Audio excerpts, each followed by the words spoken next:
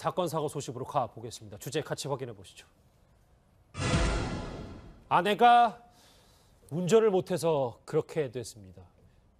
아내를 살해한 현직 경찰관의 거짓말입니다. 황수연 앵커가 먼저 소개를 해드립니다. 자신의 아내를 살해한 뒤 사고사로 위장한 현직 경찰관에 대해 경찰이 구속영장을 신청한다고 밝혔습니다. 당초 이 경찰관은 경찰 조사에서 아내의 운전 미숙으로 차가 저수지에 빠졌다며 본인은 사고 직후 빠져나왔지만 아내는 미처 나오지 못하고 숨졌다고 밝혔는데요.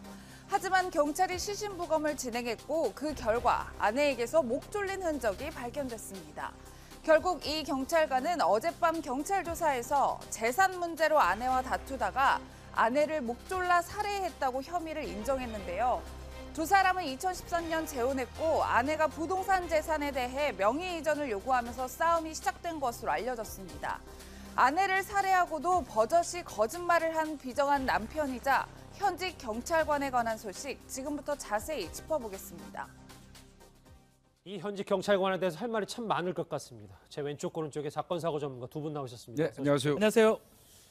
김복준 교수님. 예. 어떻게 이렇게 버젓이 처음에 거짓말을 할 수가 있습니까? 이게 이 사람이 경찰을 오래 한 것 같습니다. 오래 해가지고 얼마 이제 정년도 얼마 안 남은 사람 같은데 아무리 그래도 이렇게 거짓말 해가지고 되지 않는다는 걸 누구보다도 잘 알 것 같은데 첫 번째 아마 이제 자기 아내가 뭐 운전 연습을 마치 시키다가 운전 미숙으로 아내가 이제 저수지에 추락해 사망한 걸로 진술을 하다가 경찰관이라면 누구나 다 합니다. 현장에서 그 인양한 사체 이제 그 외관을 살피게 되거든요. 예. 외관을 살피는 과정에서 보니까 목 부위에 교살 흔적이 있었던 거예요. 그러니까 끈 종류로 이 졸음 흔적이 있었던 거죠. 그렇다면 이게 이상하다고 볼 수밖에 없는데 이제 아마 그 부분 때문에 긴급 체포하고 추궁을 하니까 급기야 재산 문제로 우발적으로 범행했다 하고 지금 이제 자백을 한 것 같은데 이 우발적이라는 얘기 뭐 우리가 늘 사건만 나면 우발 얘기하지 않습니까? 예. 근데 이제 우발적인지 계획적 범행인지는 조사를 해봐야 됩니다. 지금 화면에 나오는 게 지금 해당 그 저수지에서 사고가 있었습니다. 예. 예, 박 변호사님 네. 지금 저희가 저수지 영상을 보고 있기도 하지만 그렇게 턱도 높지 않아서요. 그렇죠. 급발진으로 빠져나오기, 그러니까 물에서 다시 빠져나오기가 힘들었을까 이런 의문 가지시는 분들 참 많으실 것 같아요. 그런 의문은 경찰도 똑같이 가집니다. 예. 사실은 만약에 낭떠러지라든지 사실 정말 구사일생으로 남편만 살아나왔다 그러면 의심을 덜 할 수 있지만 그렇죠. 저 상황이라면 경찰관이든 어떤 누가 보더라도 이상하다고 생각했을 것 같고 특히 이제 운전 미숙 때문에 그 추락을 했다고 하지만 운전 미숙으로 빠지기도 좀 어설프고 또 혼자 나왔다는 것도 어색했기 때문에 경찰은 아마 그런 것들을 좀 의심을 하면서 수사를 개시한 것으로 보입니다. 만약에 진짜로 예. 운전 미숙으로 사고가 났다면 바로 신고를 했었어야 되는데 이 현직 경찰은 집에 가서 그것도 아들한테 신고를 하라고 했다는 거예요. 그렇죠. 운전 미숙으로 바로 빠졌다고 그러면 본인이 구하려는 노력을 했었어야지 원칙이고 그게 아니라면 즉시 신고를 했어야 되죠. 근데 집에까지 가고 신고한 것 자체도 의문이 있고요. 지금 이제 1차 부검 결과만 나온 상태입니다. 근데 이제 1차 부검 결과가 경부 압박 질식사라고 이야기를 하고 있어요. 그렇다면 목을 졸라서 살해한 이후에 물에 빠지도록 했다는 이야기거든요. 그런 경우라면 이게 문제가 좀 달라지는 게 뭐가 있냐면 살아있는 상태에서 물에 빠졌다고 그러면 익사소견이 나와야 됩니다. 예. 예. 물을 먹었어야지 맞는데 그렇죠. 예. 왜 물 먹은 게 아니고 경부압박 질식사로 이미 차 안에서 사망한 채로 물에 빠졌다면 물을 먹을 이유가 없겠죠. 사망한 사람이 물을 먹을 수가 의심스러운 게 없으니까. 한두 가지가 아니에요. 의심스러운 게 한두 가지가 아니에요. 그래서 이 경우는 물을 먹은 게 전혀 없다고 그러면 이미 물에 빠지기 전에 그 아내 되는 분은 사망한 거예요. 예. 그렇다면 계획범죄일 가능성이 더 농후합니다. 예, 김 교수님 저도 이 계획범죄에 무게를 두는 게 사실 다투다가 우발적으로 살해했다고 지금 진술은 하고 있지만 저희가 이 두 사람이 타 있는 자리를 좀 집중해 봐야 되는 예, 게 예. 아내분은 조수석에 그리고 남편분은 그 뒷좌석에 앉아서 목을 졸랐단 말이에요. 예, 예. 이렇게 앉는 게 좀 불편하다 이런 분들이 있어요. 아니 그리고 일반적으로 부부가 아무리 다툼을 한다 손 치더라도 앞뒤로 앉는 일은 없습니다. 그렇죠. 예, 옆에 앉아가지고 다툼을 하더라도 하는 게 맞거든요. 그렇다면 아마 이 살해 도구로 쓰인 게 본인이 얘기하는 게 아내가 두르고 있던 스카프라고 그래요. 너무 뭐 네. 정밀하게 정교하게 네. 설명을 하진 않겠습니다. 예, 예, 말씀하시죠. 그렇다고 한다면 그렇고 더더군다나 이 사람이 뒷좌석에 있었다면 예. 이거는 애초부터 어떤 살해할 목적이 있었다고 우리가 인정할 수밖에 차를 탈 없는 때부터. 상황이죠. 예. 예.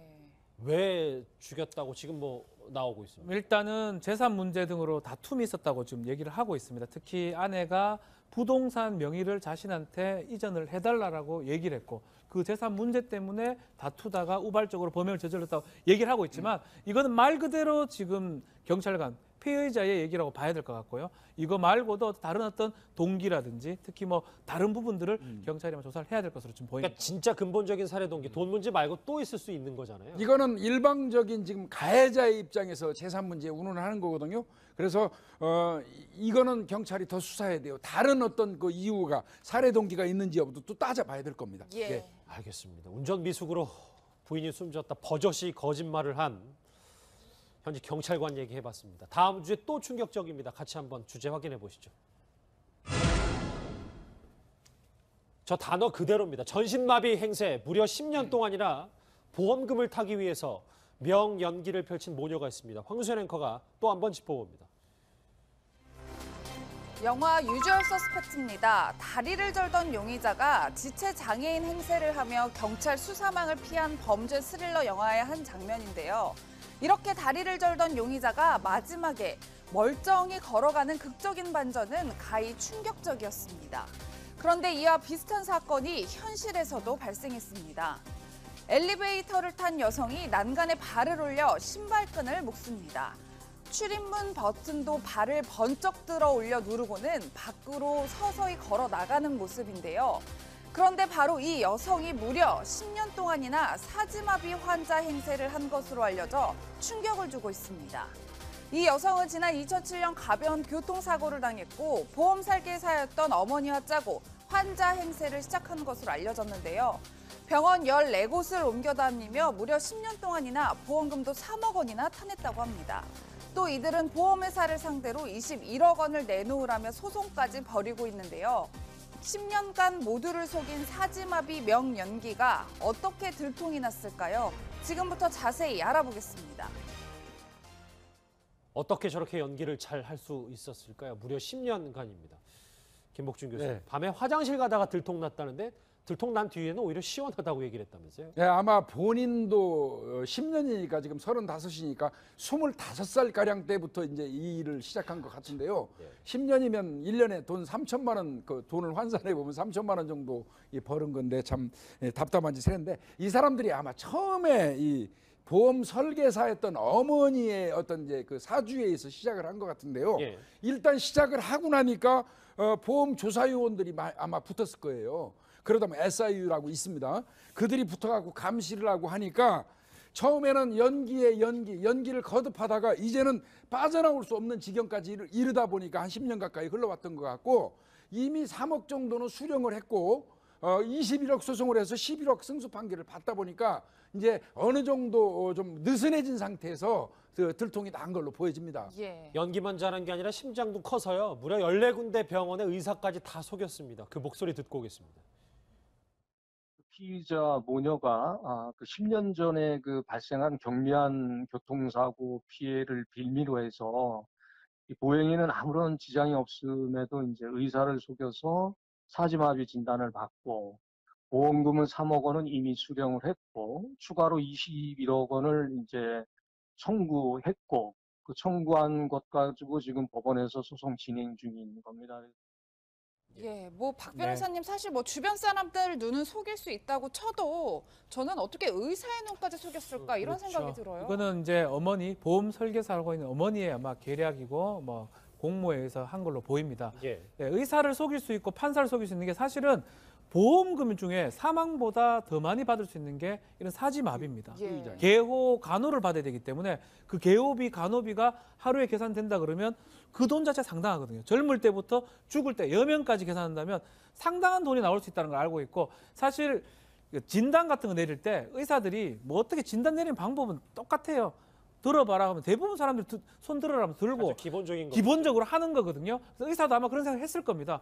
이 정도 충격이면 사지마비까지 오지 않을까 판단했지만 그래도 환자의 어떤 설명이라든지 그런 게 더 우선이기 때문에 예. 막 의사라든지 판사도 현장 검증에 있던 판사도 다 속인 것으로 지금 보입니다. 사지마비라고 써 있는 저 왼쪽 오른쪽과 저 그네 타는 모습이 너무 참 뭐 건강해 보입니다. 예. 예. 다리가 참 저거는 남자친구가 자기 휴대폰에 그렇죠. 동영상 촬영해 둔 겁니다. 근데 그런데 지금 뭐 아무리 보험 설계사라서 여러 가지 전략이 있다고 하더라도 혹시 의사 쪽으로 좀 의학적으로 뭔가 도움을 주지 않으면 이렇게 14명을 다 속일 수 있느냐라는 생각도 듭니다. 아니 이제 그 부분은 경찰이 조사를 하겠지만요, 정교하게. 예. 이게 이제 이 병원 시스템이요. 첫 번째 큰 병원에서 척추 어떤 이 공동증에 의해서 사지마비가 왔다고 일단 1차 소견이 나와버리면 예. 그 다음 병원은 옮겨 다닐 때 그 전에 있던 그 의사의 그 어떤 진료 그 기록이 인계되거든요. 그러다 보면 별다른 의심을 안 하는 게 또 계속 그 누적이 되니까요. 예, 그러다 보니까 이제 이런 부분이 있었고 14번 옮긴 거는요. 병원에서 일정 기간 동안 입원해 있으면 옮기게 돼 있어요. 예. 전신마비 행세 연기. 그런데 어떤 부분에서 잡히게 됐는지 경찰의 목소리 하나 더 들어보시죠. 이 사지마비 환자가 화장실을 갔다가 나오는 거를 그 같은 병실에 있는 환자들한테 목격이 됩니다. 이게 난리가 난 거죠. 그래서 당시 이제 간호원도 올라왔고, 그래서 이제 그때 이제 적발이 된 거죠. 병실에 있던 환자 한 명이 이제 신고를 하게 됩니다. 예, 박 변호사님, 네. 저희가 이제 마무리하는 차원에서 범죄에 연루된 사람들을 쭉 나열해 보면 일단 모녀가 있을 거고요. 그렇죠. 네. 또 이 동영상을 찍어준 이 여성분의 남자친구가 있을 거 아니에요? 네. 그래서 뭐 사기 혐의로, 사기 방조 혐의로 모두 입건이 됐어요. 맞습니다. 예. 처벌은 어떻게 될까요? 보험사기 특별방지법이 있습니다. 보험사기를 했을 때 범죄에 따라서 10년 이하의 징역 또는 5천만 원의 벌금에 처할 수가 있고 남자친구 같은 경우는 이걸 알면서도 이제 병원에 뭐 이거 좀 지어달라든지 이런 얘기를 했기 때문에 사기 방조죄로 처벌받을 것으로 지금 보입니다. 예. 깜짝 놀랄만한 두 가지 사건 사고 소식 연이어서 짚어봤습니다. 여러분은 지금 뉴스 특급과 함께하고 계십니다.